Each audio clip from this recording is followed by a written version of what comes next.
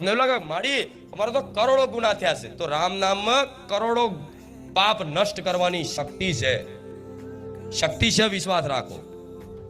ખાલી એક જ પાપ એવું છે, એક જ અપરાધ એવો છે, એક જ ગુનો એવો છે કે જે ભગવાન માતાજી ક્યારે માફ કરતા નથી. જાણવો છે ગુનો?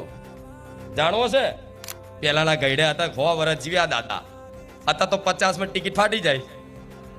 ચમકે જાત જાતના ચીઝના બટરો ખાવાનું એવું આવી ગયું, ચરબી વધી જઈ. થાય છે કે નહીં આવું?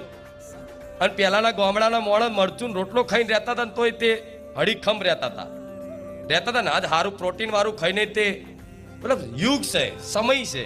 અને જેમ જેમ જેમ જેમ જેમ જેમ કળિયુગ, આ સમય જેમ જતો જશે ને, અને કળિયુગ જે જીવનમાં કર્મો અનુસાર, પ્રારબ્ધ અનુસાર, વિધિના લેખ અનુસાર જે આવવાના છે એ રોકાતા કોઈનાથી રોકાય?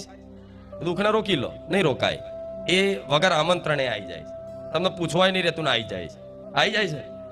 તો એ દુઃખ વગર આમંત્રણે આવી જતું હોય તો વગર આમંત્રણે સુખ નહીં આવશે ને? આ તો વિશ્વાસ રાખો. હું મેલડી બેઠી છું.